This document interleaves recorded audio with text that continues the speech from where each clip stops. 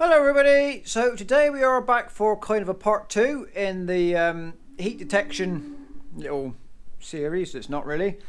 So the first video a couple of weeks ago, we installed it and we put the collars on the heifers and the cows, and we were just waiting for the data to start coming back. So it took 7 to 10 days from fitting the collars for them to actually start reporting back activity. So I filmed the video on the Saturday and it went out on the Sunday. Well, we actually started getting alerts that Sunday dinner time, about midday, 1 o'clock. Our first alert came through. It's to a bull and heifer.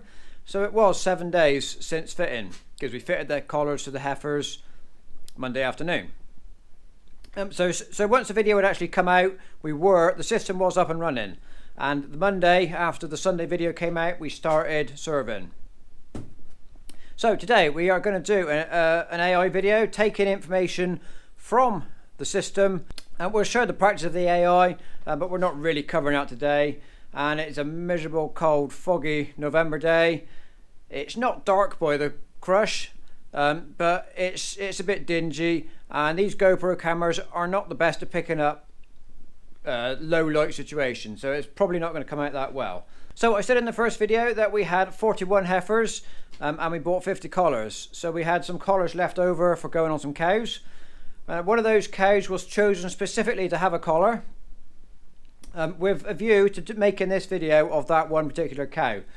So she was an early calver, calved at the end of August, and you will recognise her as she is Rosie. So we introduced you to Rosie back in the summer when she was a dry cow, and we were out in the field of an evening. It was actually when I got this microphone. We did a little does a microphone work video. We introduced you to Rosie, and then about a month or so later Rosie calved, and then we introduced you to Rosie's calf, and we had a little competition. Rosie's calf got named Rosetta, and if you saw the TB testing video a couple of weeks ago, Rosetta actually featured in there getting her results read. So what we're doing today, we are going to serve Rosie. Rosie has come bulling again for her next calf. Now, there's a little story to Rosie. So I came out last night to the cows, same as I do every night, sort of 8:30ish, to check round, push the feed up. And Rosie was behaving, she wasn't bulling, but she was behaving as though she might be coming on. She wasn't riding, she was just somewhere she doesn't normally be. So I thought, hello, you know, we could be on for something's coming on here, but she wasn't riding. And then I got a notification come through on the phone that she was bulling. So when the system picks up a bulling animal, it sends you a notification, and then you can go into the app, and it shows you the information that we will cover in a minute. So we came out this morning, milking time, to start milking.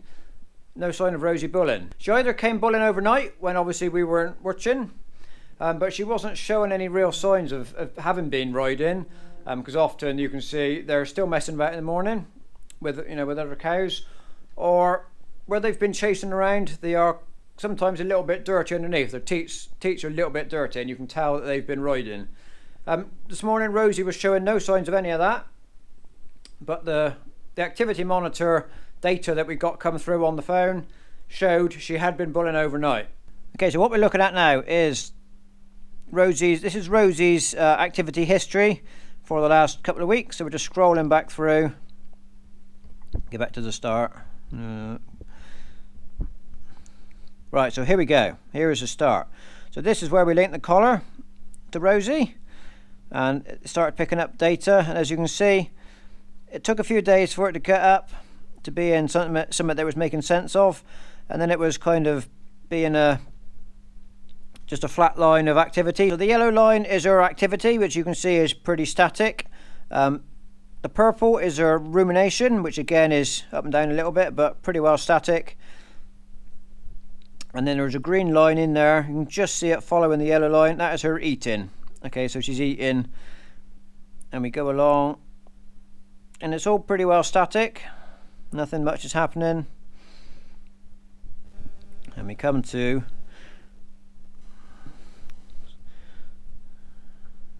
we get there in a minute. Here we go. Right, so here we go. So this is kind of the last 24 hours where we got this big bump. This is our heat activity. Okay, so that's blue.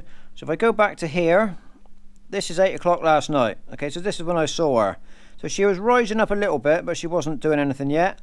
And then in the nighttime hours, you can see we had a massive spike of activity, and then tailing off again.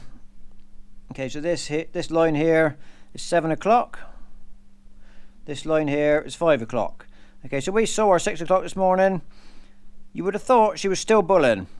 She should have been showing signs of activity, but her behaviour was as normal. So what Rosie was doing overnight was she was having what they call a silent heat. So she was bulling, but she wasn't showing any signs of it.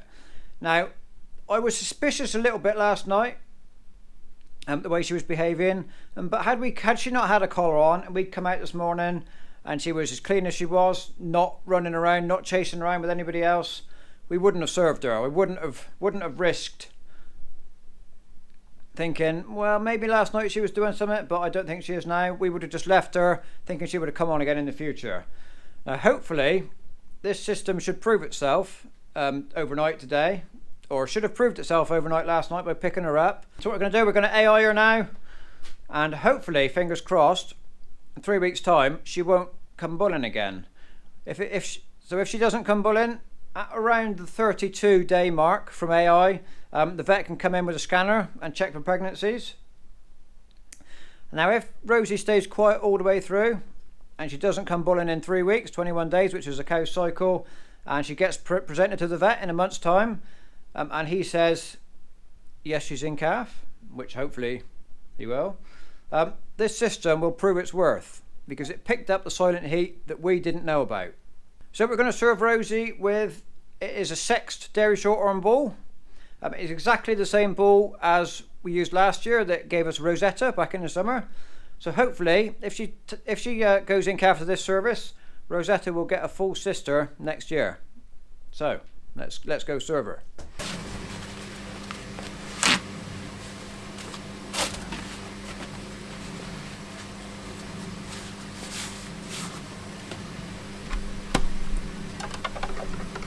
So we give the water a little stir just to make sure the temperature is right.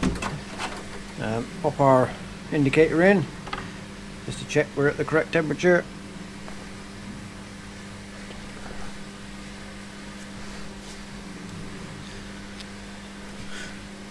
36.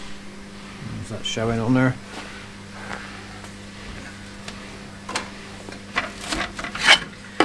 Okay, I know we're in red one. And we need to just check we get the right sort, because there's several in the pot. That's not it. That's not it. No. Must not be in the red one.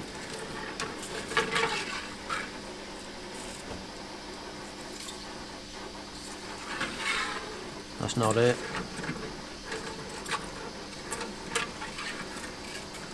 Oh, no, is that it?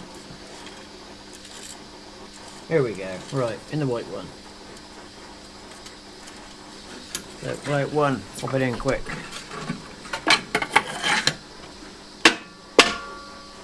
Okay, so that sits in there for about 30 seconds to thaw, and as quick as we can, go from the warm water into the gun, and then as quick as we can into the cow, so we don't keep it hanging around any longer than we need to. Just warm the gun a little bit.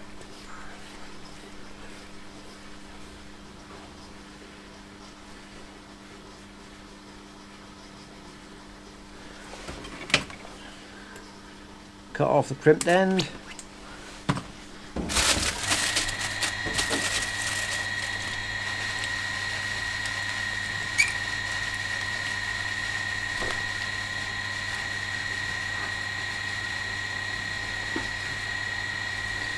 Just wrap the towel around just to keep it warm, or stop it getting cold,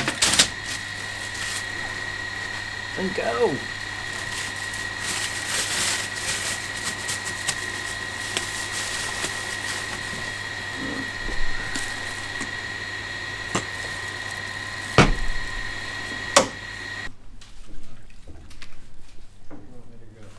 maybe come behind so you don't see a lot anyway. I don't think you're going to see a lot anyway.